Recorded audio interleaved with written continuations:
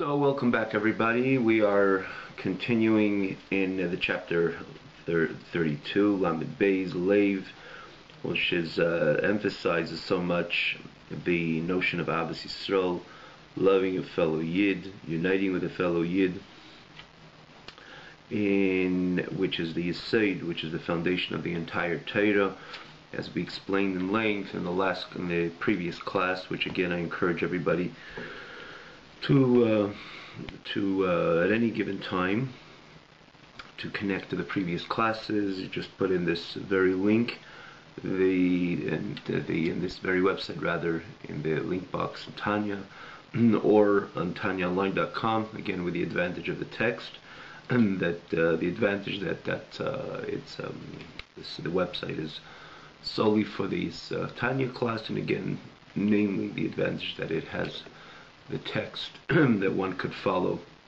So again, we elaborated in the previous class of this important mitzvah and how this is Yesod v'Sheidish Kol HaTorah, is the foundation and the root of the entire Torah.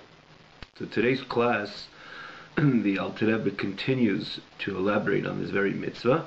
Baruch atah Adonai Eloheinu melech ha'olam shehakelni b'dvarim. And he says,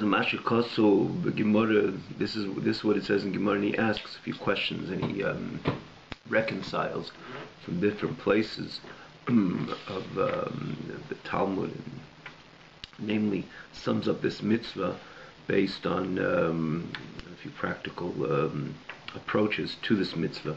So he begins with a contradiction, what seems to be a contradiction from the Gemara. Before we said that it's all about oneness and understanding that the other Yid is not only a brother, but more than that, it's Avech Lukolona, it's one father, meaning to say, in essence, we are essentially one. From the perspectives of our neshama, we are essentially one.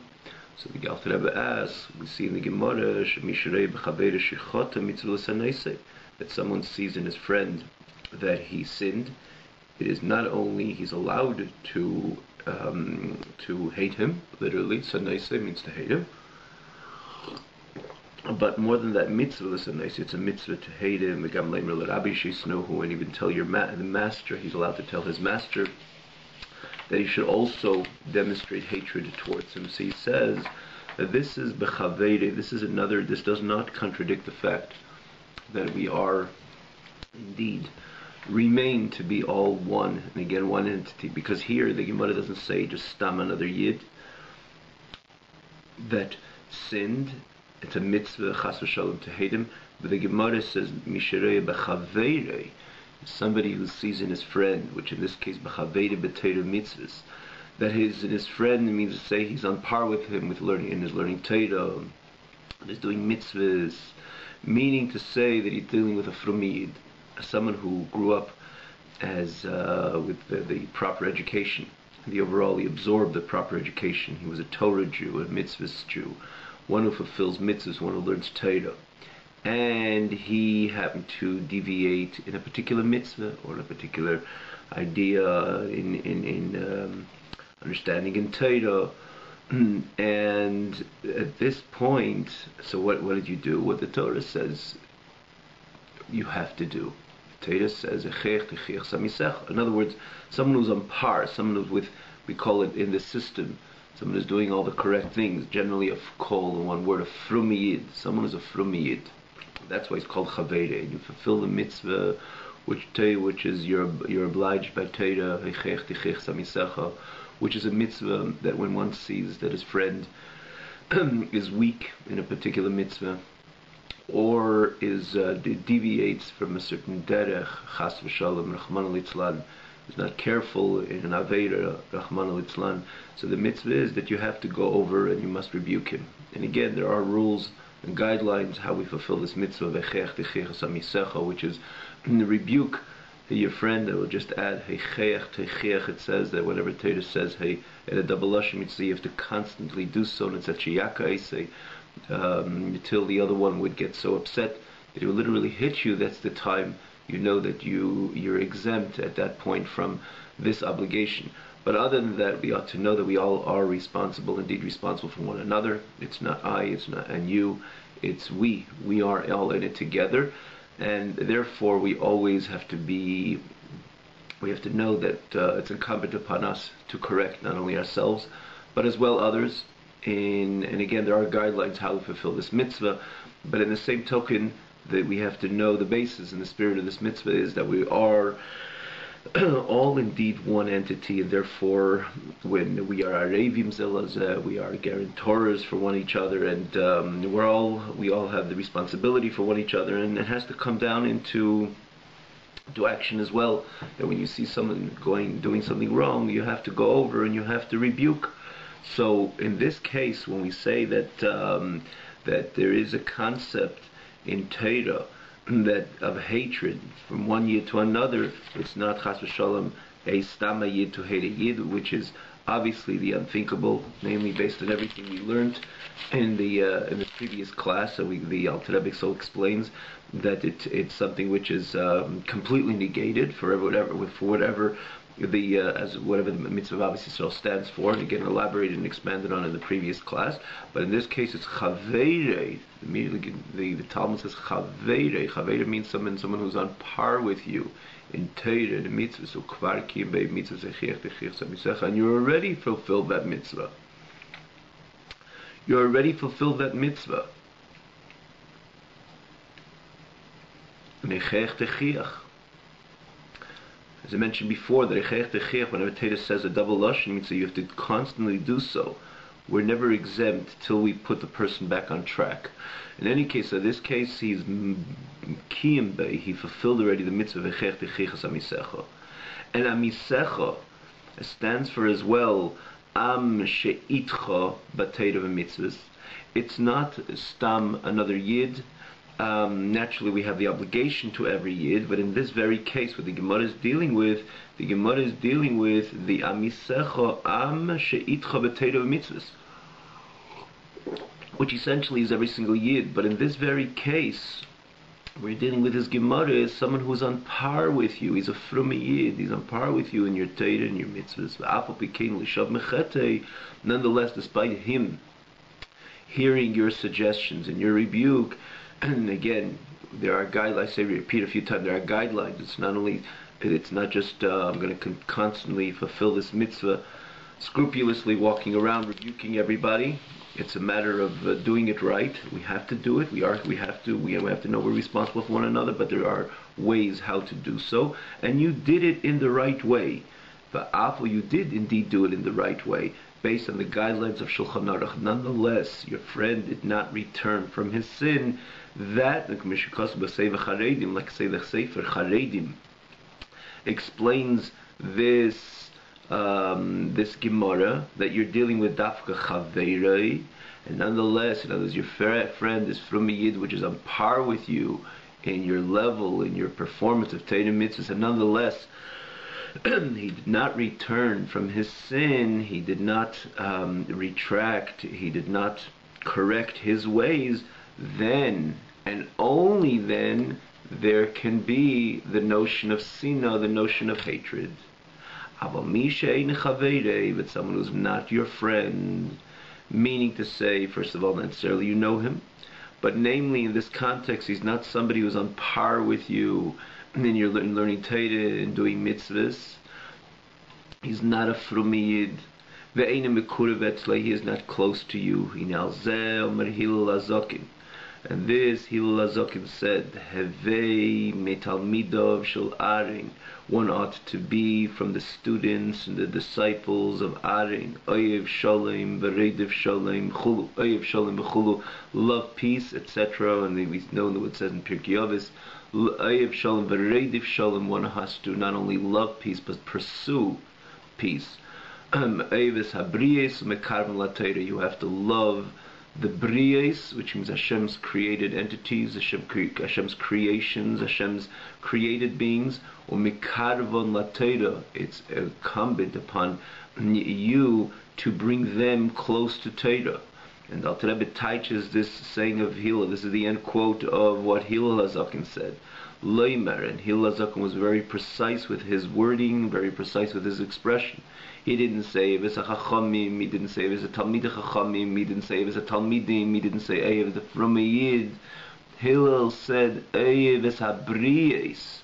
Why did he choose the word briyes? Leimer to say, even those who are very distant, who are distant from the Torah of Hashem, Hashem's Torah, Bavaydasi and Hashem's service, for this very reason they're called briyes ba'alma. They're called created beings, meaning to say that when you're dealing with somebody who fulfills his mandate in what he was created for, you can't merely call him a created being. He began as a created being, but he adapted his mandate in making a Kadosh Baruch Hu a dwelling place. If it's a Yid, or namely a Yid, by his learning Torah and his doing mitzvahs, so he covered himself, in other words, with positive layers of Torah and of mitzvahs.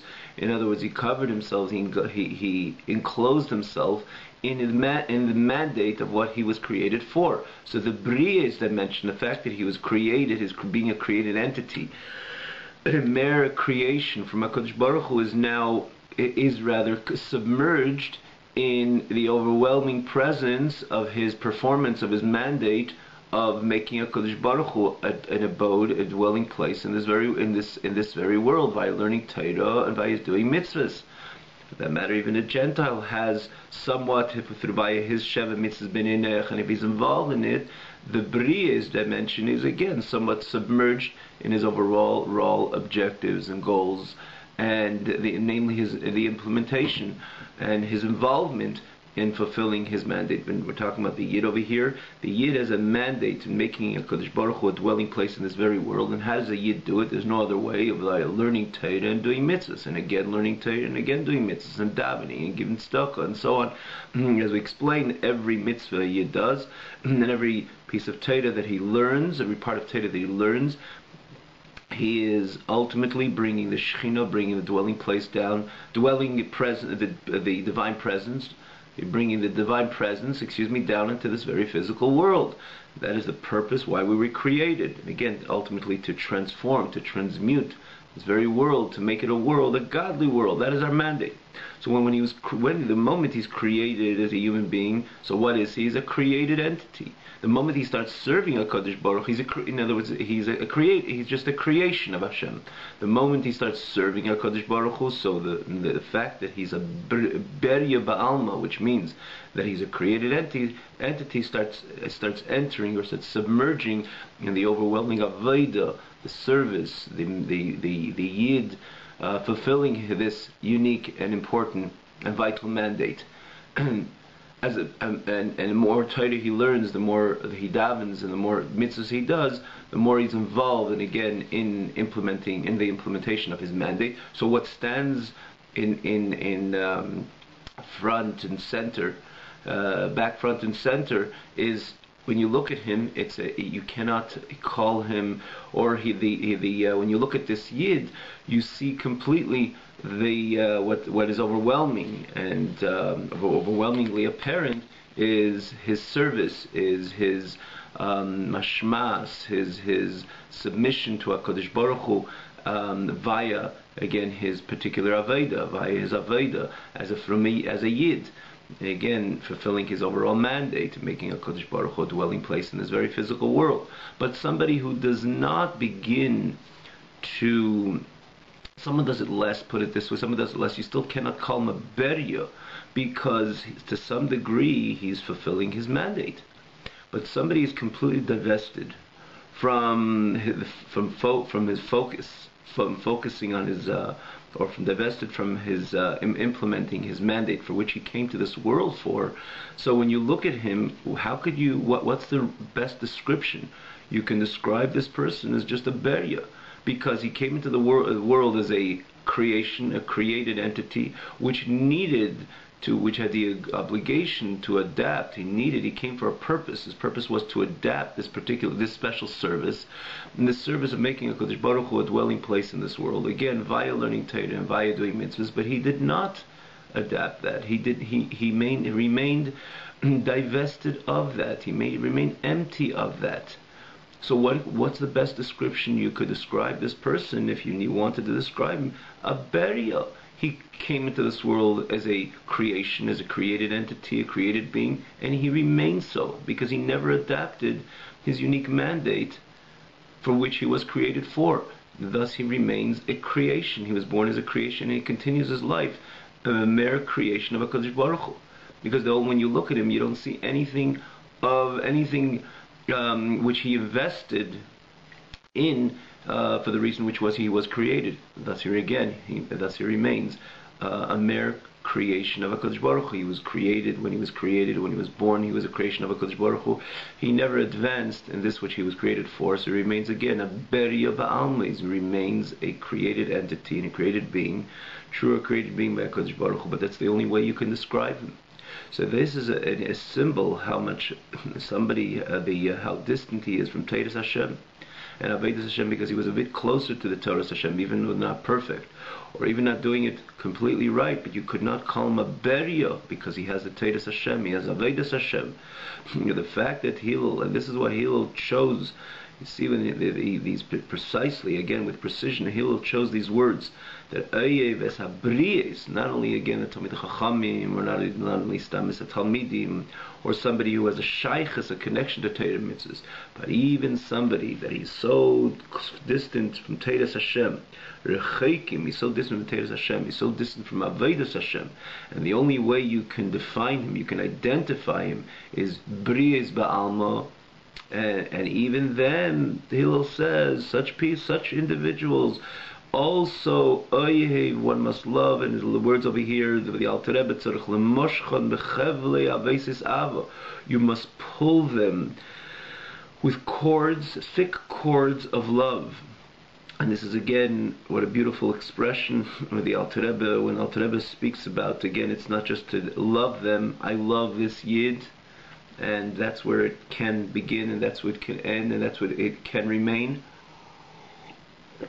For I'm from a Yid, and I don't want to chas v'shalom not fulfill what Hillel HaZaken commands of me to do. So I will try not only to love the Talmid Chacham or the Talmid, but I'll love, or another Yid, which is on par with me, which I feel comfortable to love. But even somebody who's so distant from Teiras Hashem and Avodas Hashem, I'll try to love as well. But who knows what if it's true, if it's an authentic love, if it's a genuine love. So Alter Rebbe says, when you say love, like you love anybody else, you love anybody else, you try to be close to them, and you try to do everything that they be close to you. That is true love. So in this case, it's no different. So Alter Rebbe says, not only Arieh, what Hillel is namely saying is, you must pull them with thick cords of love, meaning to say that the love should flow through these thick cords, and that the other person should feel nothing less than a powerful love, not just like, I'm okay with you, I don't mind you, I tolerate you, you'll come into my shul, I won't tell you to leave. But no, when you say that's kind of a thin string, sometimes you have a thin cord, you can hardly see it. You know, when people fly a kite, sometimes you don't look very closely, you don't notice that thin cord, as an example. And any cord which is very thin, it's sometimes hard to notice. And in that case, when you're extending your love in a very sort of thin manner, so to say, if you will, then the other person just feels it as well, thinly as well. And he doesn't feel that he is loved. So the idea when you say, Oihev, you have to pull the other Yid, when you thick cords, for example, you cross a bridge or something, you see these thick, mighty,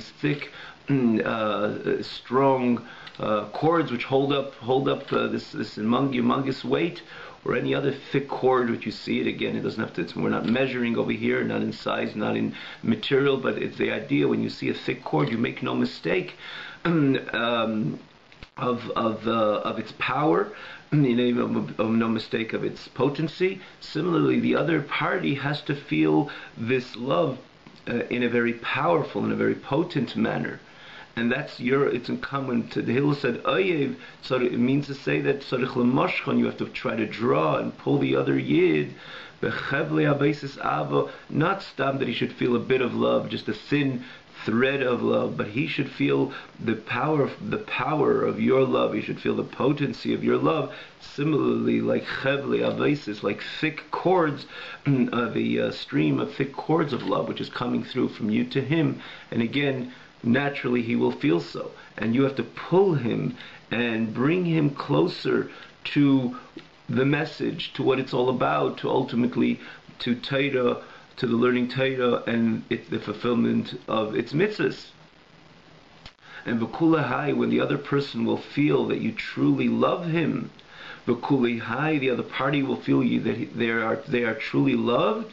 V'kulahai v'ulay yuchel lekarven l'teiras v'avedus Hashem. And maybe as a result, or as such, when you will do this out of love, and you will extend and exude much love to the other person, and consequently the other party will feel, right? If you hearts feel to hearts, kamayim aponim laponim king liv ha'odam el ha'odam, a heart feels a heart, as Shlomo Melech says, when you extend love, the other party instantaneously feels the love, as we all understand it and know it and can appreciate it. So as such, when the other party, when you'll extend this enormous love, again based on the mandate of Hillel HaZaken, which is based on the mandate of Torah, naturally, so as such, you could bring them close, you could bring them close to learning Torah and to the service of God. So you're dealing with, so at this point, this is not, without that, mainly saying it's not a contradiction when it says in the Gemara. The Gemara is speaking about total different idea. Someone was a Frumiyid who was totally involved, and he lives his life as a Frumiyid. There's a general appreciation. He was educated right, and he had a general appreciation for Torah and for mitzvahs, and he deviated in a particular mitzvah, or in a particular way, off a derech, and you. In other words, he remains a Frumiyid, but he's not careful in this, that, and the other. In tefillah and speaking in the middle of davening, for example, which can happen even among the pious, among those who are observant Yidden, let's call it rather, right? They are observant Yidden, and they went off in a specific mitzvah. Again, like we just give an example, which this can happen, talking in the middle of Kriyas HaTorah. So you went over to them, and or any other mitzvah, which could be a grave mitzvah, that because we live in this physical world, the Yetzer Hara could chas v'shalom persuade a Yid not to be careful in an important mitzvah, not only talking but thinking and doing and so on and so forth, which can happen. And then you rebuked him and you did it right, and then he didn't accept, and there the Gemara says that there could be then the notion of hatred, and Megam Lemer LaRabbi, and as well tell your master all sheisnehu, and again your master should also express hatred towards this individual. Again, if you could look in the Gemara, you see the exact meaning, you can look in the Gemara to see the exact pirush. But this is the simple meaning of the Gemara. There can be the notion of hatred, but again, solely in this, when you're dealing with this framework. However, when you're dealing with Stamayit, he's not, you know him, and not he's part of your community, or somebody who is very distant from lives a very different lifestyle than you. And when we say different lifestyle, the lifestyle of the Yid is the lifestyle of Torah mitzvahs, and this person is completely distant from Teres Hashem Avidase, Rechakim Teres Hashem Avidase, very distant from Teres Hashem Avidase. At that point, it is only about Avas Yisrael. It's only about loving him. Not only loving him, he ought to feel the love, meaning that you have to extend, you have to express, you have to exude that love, and again, that the other person should feel a powerful love coming his way, and allow himself to become close to you, and with that you will indeed have the ability, or ulai, that is the way that you will be able to bring them close to Torah and Avodas Hashem, which I may add before we go further, what basically Hillel HaZaken is saying as he continues, not only in Eivis Habriyes, but Hillel HaZaken says in Mekorvan LaTorah, that the objective ultimately has to be that you bring a Yid close to Torah. And Hillel HaZaken is telling us also, and again, as we explain this saying of Hillel Zaken, namely over here, the Alter Rebbe is trying to say the genuine love which we have to every single Yid, and the other person has to feel this love. But again, in the context of Torah mitzvahs, Hillel is also basically telling us it's the only way that you're going to bring a Yid close to Torah mitzvahs. It's the only way. The fact that Hillel says this Ayavas Habriyas before Mekarv Latera, or he places this Ayavas Habriyas in the context of Mekarv Latera, loving this Briyas, again, those who remain with that definition, that description, that they're only Briyas, they're Hashem's Hashem's creations. And he places this in the context, in the same context of bringing a Yid close to the Torah. Basically, Hillel is well saying that this is the only way you'll be able to bring him close to Torah and close to mitzvahs. Stop to go over to another Yid, which is so distant. He didn't have your education. He had never a Torah education. And stop to tell him, do this and don't do that. And if you'll do this, things will be good. And if you don't do that, things won't be good, and so on. There is a blockage between you and him. There's a partition between you and the other party. And therefore, it won't necessarily work as simple as you would like it to work. You'd like people to do Torah mitzvahs because you know that you're focused, generally a focused Yid. You know that this is the reason why the Neshama came down into this world. The Neshama of a Yid came down to this world solely for the purpose l'shamash es kaineh, to serve your Creator, as much as our Creator, to serve kaineh, to serve His Creator. And you appreciate it, and you want more and more people to learn Torah and do mitzvahs, and therefore you're throwing it at this party and that party. Not necessarily it's going to work.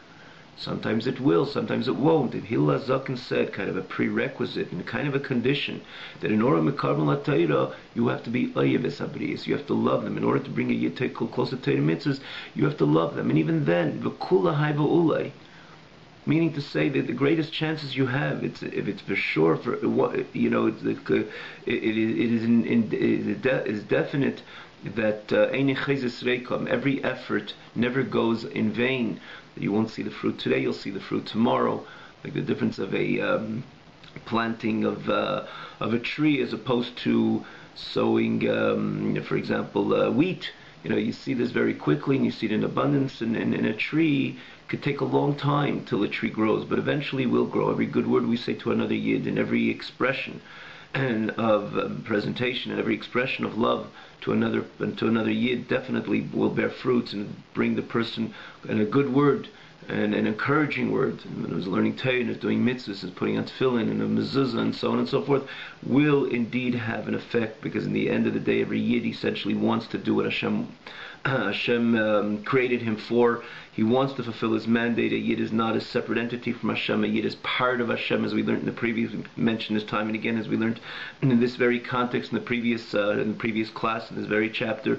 So everything will have an impact. But if you want to do this right, the only way is is about love, and love is not mechanical, and love is not robotic, and love is a full expression of your inner sentiments and your inner feelings, and in this case towards the other Yid.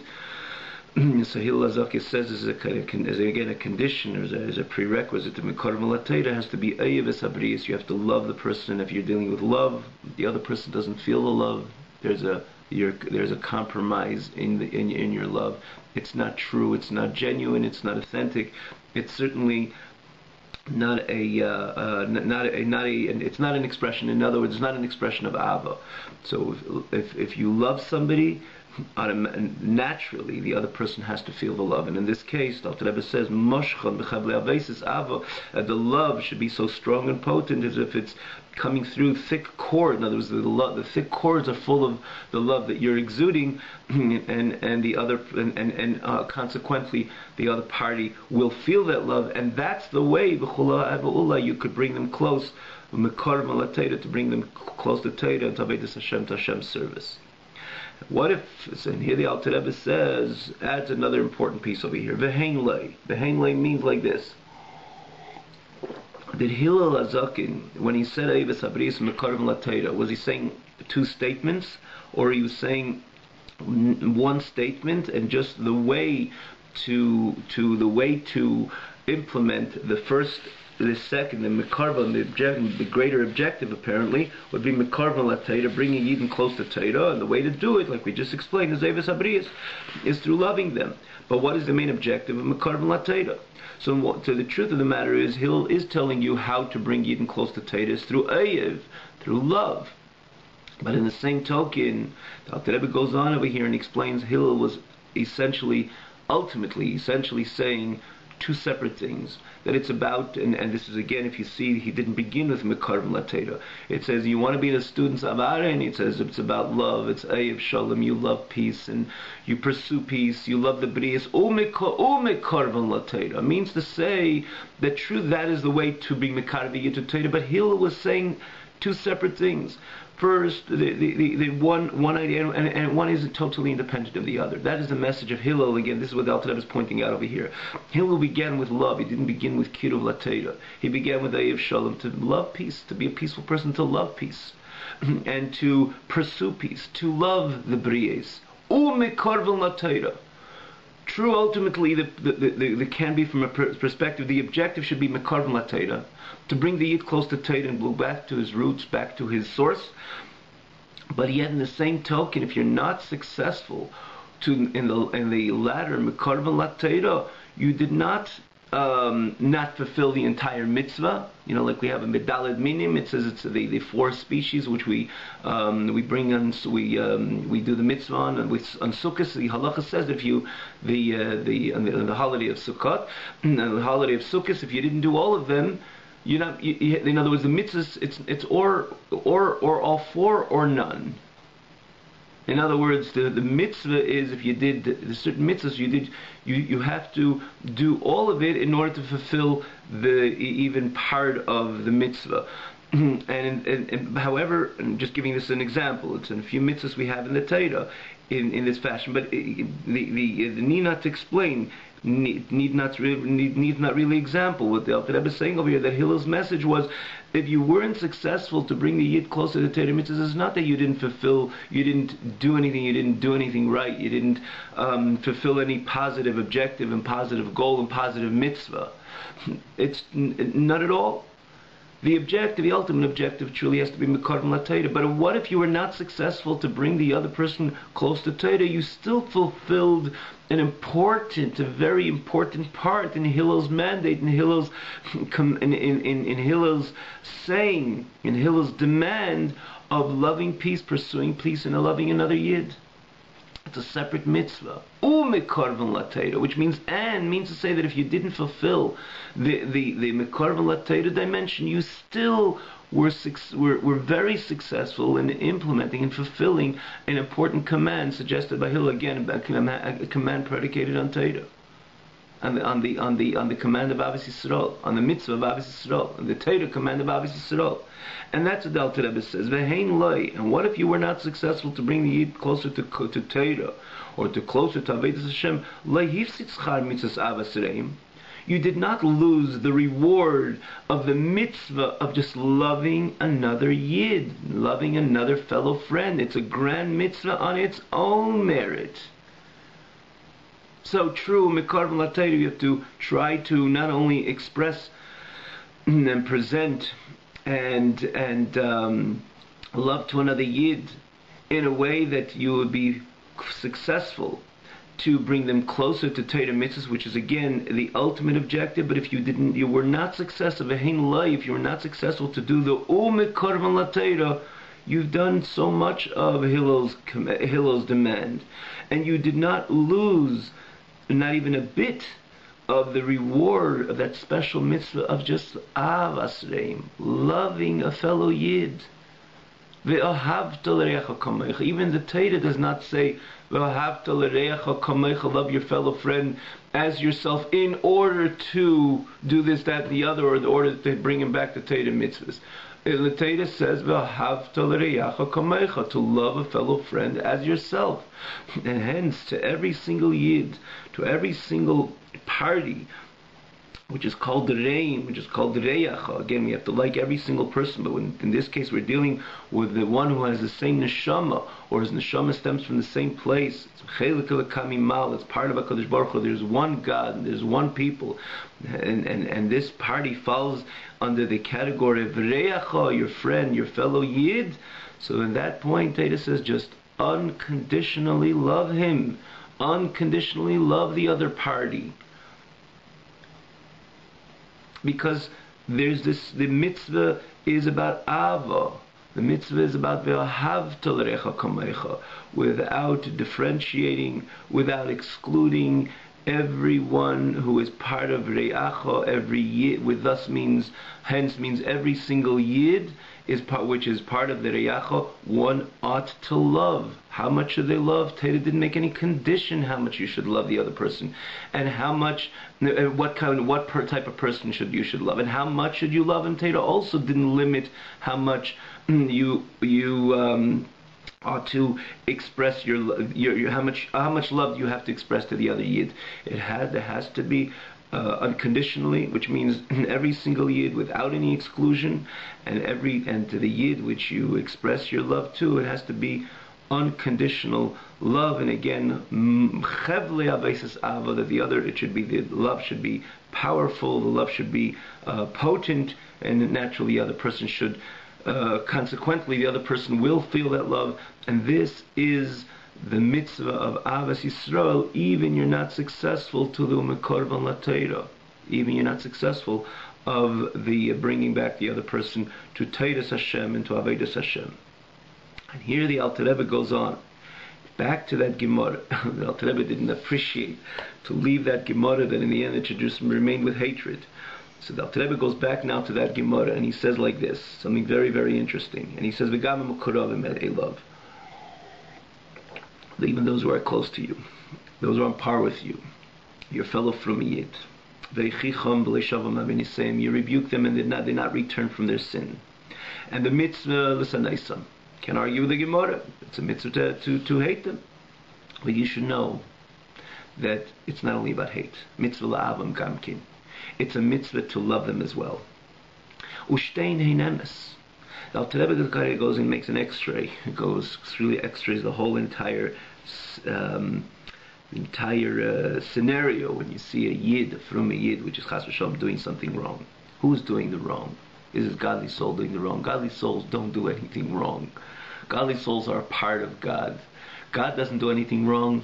A godly soul doesn't do anything wrong. A godly soul does not violate a godly command, because it's all about, because it's godly, so it does not violate anything which is a godly command. In other words, a godly soul never sins. Isaiah says, "Nefesh kisechta tova." Teda says a soul which sins, and Isaiah says you got to put a question mark. A soul doesn't sin. What is it? It's the soul is invested in an animal soul. As again, we learned in as Alter Rebbe goes through the whole pattern, what goes on in the inside of the Yid, basically in the previous, or namely in the first 12 chapters, the first 12, 13 chapters, and subsequently in different areas, exactly dissecting what's happening in the system of the person, the human being, and namely what's happening in the system of the Yid. So the Nefesh Elikis is invested in an animal soul. We call it Yetzer Hara, but the Alter Rebbe so uniquely and so eloquently. You say eloquently because it was just not just throwing a term, the bad and evil inclination. The animal soul, which is again, we are inclined to the animalistic. We incline to things which contribute to our comfort on a constant basis. And many times we don't see the stop sign between the permissible and the prohibited, and so on. Again, as we explain of this unique, important term of animal soul, but again, we're not learning this right now. Let's call it Yetzer Hara, let's call it animal soul, and the Nefesh Elikis is invested in that animal soul, and invested in Yetzer Hara, and the never godly soul, Nefesh Elikis, which is the godly soul invested in a body, is placed in Elam Haz, in this physical world, and that's where the person is tempted to do things which are contrary to Ratzon Hashem. Who is driving? What is the driving force of the Yid, within the Yid, to do contrary to what Hashem wants, it's not, God forbid, his godly soul. As we said, a godly soul doesn't do anything ungodly. It's his animal soul which has been overtaken by these animalistic drives and temptations. And the godly soul, obviously, the person did not, certainly he's culpable, because we have Bchira Chafshit, which is freedom of choice, and we ought to make the right choice. We ought to make sure that the Nefesh Elikis is the one, the godly soul is the one which dominates. We ought to prioritize the signals and the decisions of the godly soul. Again, as we learned in the previous chapters of the Tanya, namely the beginning of Tanya, how it works, where our decision, where our bchira, where our choice comes into the picture. But our mandate, or with the Yid, when it comes to a test, a temptation, he has the koyach, he has the ability, and he has the freedom of choice to make sure that and to make sure that the godly soul overrides any animal temptation. In other words, the decisions and the signals of the godly soul should override the signals of the animal soul, and this is the mandate of the Yid, that the godly soul is dominant, stands in full dominance over the signals of the animal soul. So in the end of the day, we do have freedom of choice. In the end of the day, we are culpable in everything we do. But if you want to dissect over here what goes on, what is transpiring, or what goes on inside this Yid, even the Yid who unfortunately sinned, even the Yid which violated, and the Yid which transgressed, it's the animal soul which allowed itself, the Yid made a decision that his animal and the animalistic signals which were presented were dominant, and overrided the godly signals which told at the very time tells the Yid on a constant basis not to violate, not to transgress. So he is again culpable, and he just listened to the messages and the signals of the animal soul. We mentioned it a number of times also that a godly soul is invested. It's not like, I do mitzvahs of my godly soul, and I, God forbid, violate with my animal soul, and everything is fine. Shalom al Yisrael. As the expression goes, we mentioned many times, the godly soul is invested. We use this term invested time and again, because the godly soul is drawn along, the godly energy is pulled into the Aveda, Rahman al-Islam. Again, and the Alter Rebbe elaborated on this in the previous chapters, namely towards the end of chapter 24, which again everybody's invited to see in this TanyaLine.com, as everything is you have all the classes divided in an organized way in the of all the previous chapters, and Alter Rebbe deals with this notion. So again, I'm just saying this parenthetically, that I use this word invested in the animal soul, because it's not we cannot the animal this is the problem, basically. The animal, that the godly soul with all its godly energy is becoming tainted and dirtied via our animalistic choices, or choices to give in to our animalistic temptations and desires and so on. But we're not dealing again with this mention. Namely, what we're trying to say is that if you want to dissect what is going on within the system of the person who did violate, this Yid who did violate, may be a Fruma Yid, it's his animal soul which ultimately expressed that animalistic desire and temptation, and he didn't stop, and he violated, he transgressed.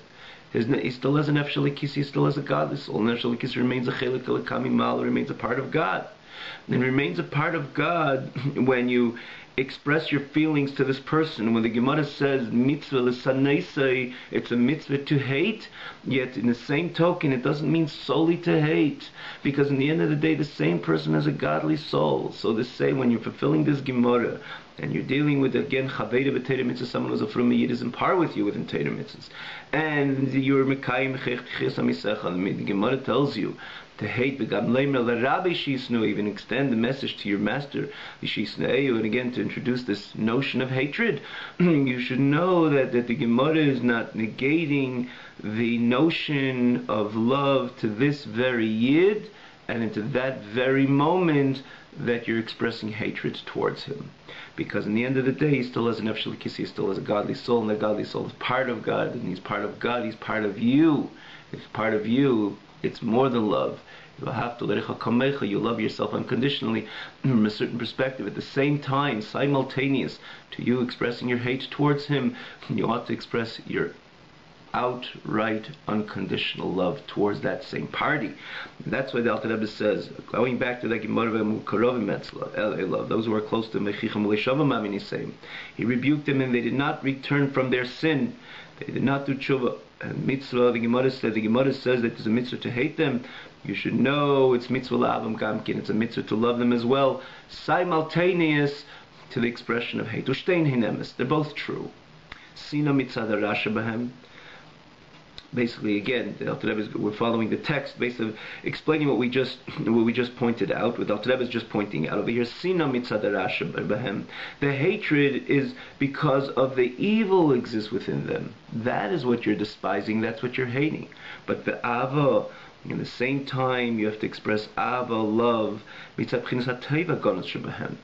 the hidden good which exists within them, which is the hidden good is the nitzus elokus shebasechem, is the godly spark which exists within that very yid, which vitalizes their godly soul, and their godly soul they will have. As much as they sin, the godly soul will always remain there. Ayid nicht will, nicht ken sein abgerissen von elokus is a famous expression of the very Alter Rebbe, that he cannot be, and he does not want to, essentially, and he can't essentially ultimately be totally severed and separated from godliness. That a Yid, it says that Azal tells us that a Yid, even if he sin, he will remain a Yisrael. And remain a Yisrael, even if he sins one decade after another decade after another decade, he'll always remain a Yid because he always will remain with that neshama. Hashem doesn't pull the neshama out of a Yid, despite Rahman al-Islam as much as we have to be careful. We have to know, because we have the neshama, we have to look at it from the perspective that because I have a neshama, chas v'shalom, I should sin. Chas v'shalom, I should taint my godly soul. At chas v'shalom, I should bring the godly energy and the godly reality, ultimately God himself, into areas which he so despises and so hates, again, as we had in the previous chapters, namely again towards the end of chapter 24. And I encourage everybody to look and to see what transpires Rahman al-Islam when chas v'shalom, Rahman al-Islam, someone would sin. But in the same token, when you're looking at a Yid, and it exists by everyone, including oneself, then in the end of the day, the neshama remains. Hashem never yanks the neshama away. The neshama remains with every single Yid. If he has a neshama, so there's a nitzah lekus, there's a godly spark which is vitalizing his godly soul. In other words, he has a part of him within himself, which is God himself. It's a nefesh lekis, it's a godly soul, and so therefore, how could you hate that? Chas v'shalom. So certainly this person went astray, or he wasn't careful in a mitzvah. Maybe it's the same. It's leisasa, and from that perspective, there is a mitzvah l'saneisei. True, it's a mitzvah l'saneisei. But what do you hate? You hate the evil within him. But there's still mitzvah rasha b'hem. But there's still the teva gonas shebahem. There's still that hidden good. The Alter Rebbe uses hidden in this case because it's not overt, it's not on the surface. On the contrary, he took his godly soul and he placed it into the unfortunate area. But in the same token, he still has a godly soul. He still has the godly spark which vitalizes his godly soul, and therefore, therefore, you must love him. And again, with unconditional love, the same person which the Gemara says that you have to as well express hate to. We'll conclude V'gam. Again, we're holding towards the end of the chapter, but let's try to see this as the Alter Rebbe says here. The Alter Rebbe adds more than that. Not only you have to love that godly soul, but put this very experience in perspective. Another experience which the other person is experiencing or is allowing with his freedom of choice to transpire. In the end of the day, what it should arouse rachmanis, it should arouse mercy within you. And again, based on this very chapter, the end of 24, when we understand what happens, what transpires when a Yid sins, Rahman al-Islam, like the Lashon al-Rebbe, he's taking Reishi Shel Melech, he walks into a king's palace, and he pulls the king by his head, and he brings it into a wastebasket, Lashon the Alter Rebbe, and again based on Zayir, Beis Hakisa, into a wastebasket. That is what happens when a person sins, because his godly soul is part of God, and we say wastebasket because that is the energy of the Aveda, Shalosh Klipsat Meis. It's associated with Tumah, with impurity and so on. And again, we're not going to elaborate. More than welcome, and again encourage to see that very chapter. But what he's doing, he's taking Reish Shel Melech, the head of the king, and he's bringing it into the wastebasket. He's pulling it into a wastebasket. Even if he does Lefisha, he did it for one moment. How despicable such an action, or such an expression may be through action or through speech or even through thought, for that matter. So when you see the other person, this other Yid, this other from Yid, which violated and did an Aveda with a mitzvah, with the Gemara said, to express hatred. Firstly, there is a godly soul he still has, and that you have to love. And more so, the Alter Rebbe says, the whole scenario, all this which you see by the other Yid ought to arouse pity, believe boy, in your heart, aleha, on that godly soul, which exists with the other person, because the godly soul by the other person who is violating is in a state of exile. And in a state of exile, where is it in a state of exile? Within the evil misitra achar, from the world of the impurity, which overrides, which dominates and strengthens over itself, aleha, over the neshama, BAYT Rishayim. So just like when you see somebody who is in incarceration, what immediately, if you're a healthy person, you have a rachmanos on the other person, because right now he's confined. The true him does not have the ability to express himself, especially when you're dealing with a close friend or a family member, a brother or sister. Automatically it arouses with you a sense of compassion, a sense of pity. And in this case as well, it's not only to love the other Yid, because from the perspective of his neshama, his or her neshama, it's a matter of you ought to go further and to see what's really going on. What is really going on, what is really happening, is that he, with his freedom of choice, deliberately took his neshama and placed it in an area which is again golus. There's no greater golus of a godly soul.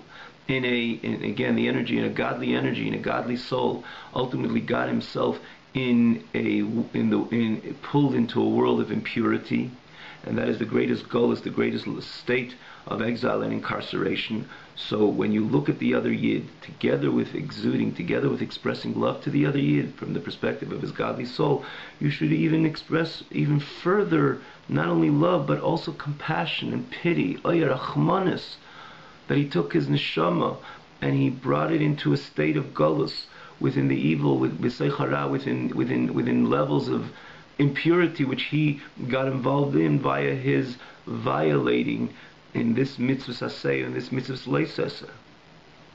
So not only you're expressing love, but you're also expressing pity. You're expressing compassion.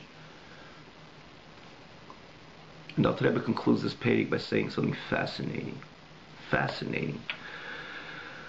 Alter Rebbe won't allow anybody to be hated. Alter Rebbe, you got to start with hate, but go through the process, go through the motions, and this Rachmanis in the end is supposed to annul the hate. And similarly, it will ultimately annul the hatred, because when you're dealing with the love and hatred together, in other words, the simultaneous love and hatred to the sina mitzadara, hatred because of his evil which exists within him, his yetzer hara, and love because of his yetzer tov, or in his godly spark, which vitalizes his godly soul from the perspective of his godly neshama. So then you can still move on with both of them. But once you introduce rachmanis, when you introduce pity, pity has no boundaries. Love can also have no boundaries. But the idea that something, a midah, an attribute, to override another attribute, is very much when you're dealing with the attribute of rachmanos. What is the idea of rachmanos? Rachmanos, when you say you have rachmanos on the other person, rachmanos on the other person is, he deserved it, he did it to himself, but it's such a pity on him. The midah of rachmanos itself is not just a midah which expresses your connection to another person. The midah of pity and compassion, if you think into the essence, what rachmanos is all about, by definition, rachmanos says that despite there is a problem, and probably maybe even he created, or for whatever reason he's deserving of this, that, and the other. But what are rachmanis on this person? So rachmanis by definition says that I know that there is a problem, but my pity overrides that problem. The energy of my pity, the energy of my compassion overrides that problem. And in this case, the Alter Rebbe says, not only to love, because love you could simultaneously hate and love together. Again, because it's two separate entities. You can't hate and love the same entity. That's impossible, obviously, right? You can't hate and love the same thing, because or you hate it or you love it. The Alter Rebbe says, let's discern what's really going on. Let's dissect what's happening within the other person. Once I notice what's happening within the other Yid, I can express my hatred and my love, because it's just two separate entities. The hatred is to the Yetzer Hara, basically, to the Ra, to the evil, which is again on the surface via this person's violation or violations. And my love is to his godly soul, which will always remain in a constant basis by every single Yid. It might be hidden, but none of the energy of that experience is naturally hidden, but in the end of the day it's there. And if it's there, it's reyacho, it remains part of me, and therefore I'll more than love it. I'll understand that that is me, because Hashem echad and Am Yisrael echad. But together with that, that's not enough, because then the person does not annul the hatred. The importance of Rachman, the beauty of Rachmanis, the beauty of this attribute of pity and compassion, which it also ought to be elicited by me right now, because if I know what's really going on, and I know what happened, that Yid took his neshama and brought it into the worst state of confinement, the worst state of exile, the worst state of incarceration, and when I see a fellow friend or even a family member, a close family member, in incarceration, before I know why and what the reason, if they're culpable, or if they're very culpable, or they're 100% culpable, but before anything, I have rachmanis on that person. I have pity on that very person. So there, and if again, namely, if it's a family member, then I see there's only rachmanis, there's only compassion, and there's so much compassion that I don't even pinpoint. Again, as we all know, it's sometimes something so close to us that we don't even bring out, even within our system, the reason why they're in incarceration, the reason why they're in exile. It's just overwhelming pity and overwhelming compassion. And this is what the Alter Rebbe is saying, that not only you should love the other Yid, but and again, that itself allows the sinah to remain, that hatred to remain. You must follow with rachmanus, and if you're only a healthy thinker, and your attitude is healthy, you'll elicit not only the ava, but the pity, the compassion towards the other Yid, based on what is really transpiring as a result of his sin or sins. And what that will do is, you'll gain even more than the love. Rachmanas mevateles hasina, the pity and the compassion will annul the hatred. And it'll arouse even a deeper level of love to the other Yid. In the end, together with the hatred, will be minimized more and more, and your approach to the other Yid will be overwhelming with overwhelming love and overwhelming rachmanis and compassion. You gotta love because he has an nefesh elokis, a godly soul, but you have to go further than that. You have to ma'ir rachmanis. You have to ma'ir mercy, and mercy, by nature of mercy, it annuls the sinah, it annuls the hatred, and it's important to annul the hatred. Yaakov, because and again, the rachmanis over here is, what a great pity of a godly spark, a godly reality, God himself to be in such an exile, a godly neshama to be in such an exile in the midst of Rab, impurity, of evil, and so on. What a great rachmanis. But the power of rachmanis is that it is able to annul the hatred, arouse a deeper dimension of affection and love and to the other party, and that's what Yaakov Asher Padas Avraham, the rachmanis will redeem the Avraham, which can be compromised, especially when there is a dual expression. This is pretty much the end of the Pedic. I will just say that the Alter Rebbe himself, and there's a brackets, which I will say, because again that finalizes the entire chapter. Just to conclude over here, a longer class over here, but I'd like to have something a little more complete, and I had in mind to finish Pedic Lamed Beis. So the end of the chapter, the Alter Rebbe puts in a brackets, and he says, we find by David HaMelech, Alav Hashalom, in Tehillim, towards the end of Tehillim, he expressed himself a number of times, the notion of his expression and his his feelings about number of parties in a way of hatred, and very strong terms of hatred. Tachlis sinos inesim, the lashon, the expression of the pasuk, with the ultimate hatred, I do hate them.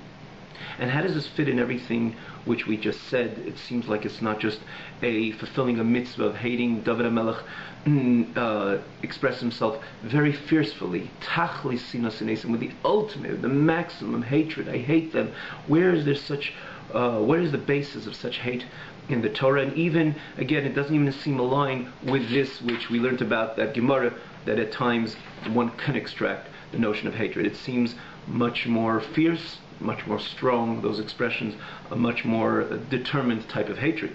So that Rebbe says, it's true. It's not the same. David HaMelech was not talking about that individual, a close friend, or someone who was from a Yid that he rebuked, and he didn't accept his rebuke, and he went on with his follies in mitzvahs, the positive mitzvahs or the negative mitzvahs, anything which he rebuked him. David HaMelech was referring to a certain type of Yid, minim, apikorsim, heretics, and again there is different definitions, but the Rambam has his definition of minim, apikorsim, which one is everybody welcome to look in the halachas which deal with this. But those who are formally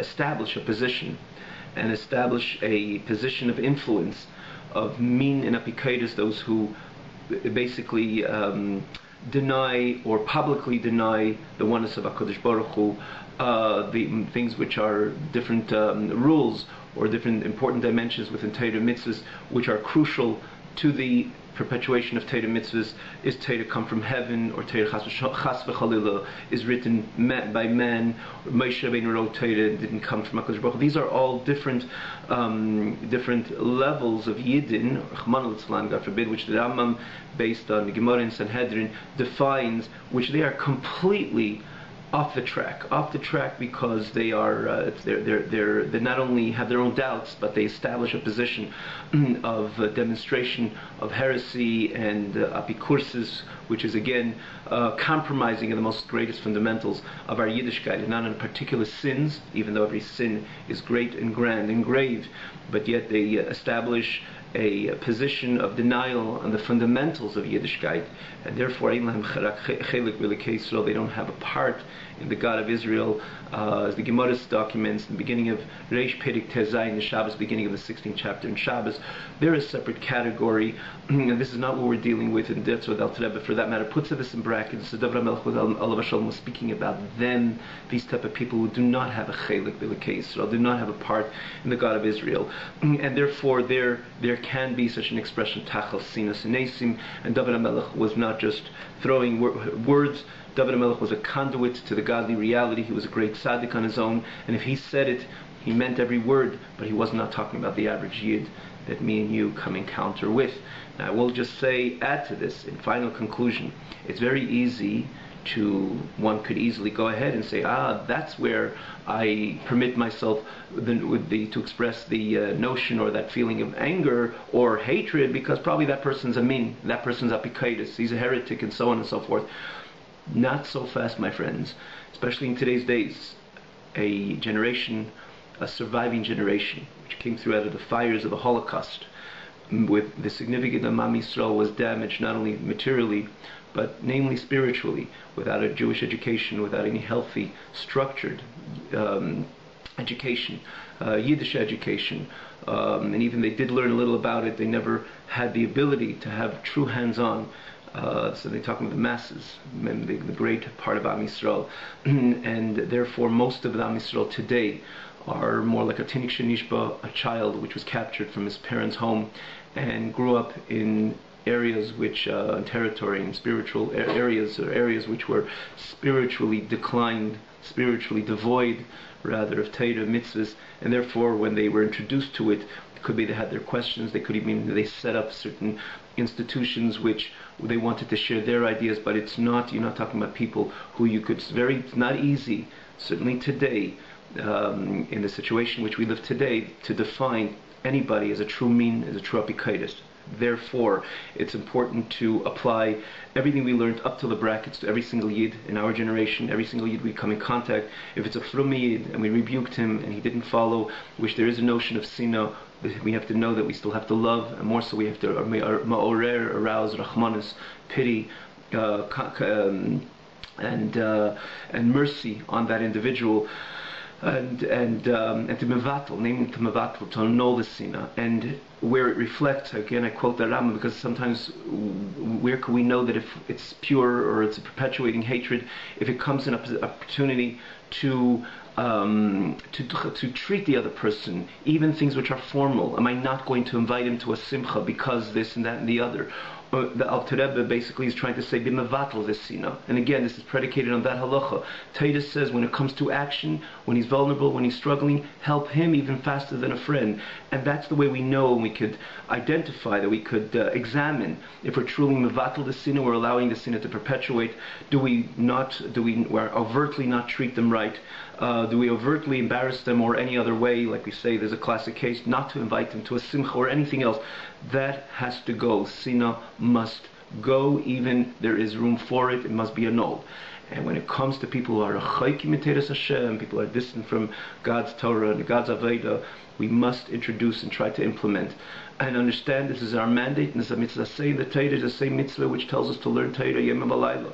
The same God which tells us to learn Torah yom v'layla, the same day and night. The same God which tells us to daven, and the same God which tells us to have a nice esrog. The same God tells us one must love your fellow friend as yourself. It's not a good suggestion. Certainly it's the right way in order to mekarev a person to Torah. But even if you didn't reach that kiruv, you didn't, which you'll never know for that matter, as we said. Eventually it'll have an impact. Your words will have an impact. But if you don't see it immediately, you are mekayim the mitzvah of ahavta kamecha, because it's a separate mitzvah of oyev shalom, to love peace, to pursue peace, but oyev habriyes, to love every single person, even though he could be so way well into his life and he remains briyes ba'alma, he did not attain any garment of his mandate, in other words, associated with his mandate. If he's learning Torah and is doing mitzvahs, he's completely removed from Torah and Avodas Hashem. We ought to love him, and we ought to show him that we love him or her. We have to demonstrate such a forceful love with the expression of chevle avaisis avo, with important cords, thick cords of love, which should flow between myself and the other party, and the other person's party naturally will feel it, and that's the way we fulfill the mitzvah of ahavta l'recha kamecha, and we ought to fulfill the mitzvah of ahavta l'recha kamecha to every single party of Am Yisrael, and so without any with unconditional love. Have a wonderful evening.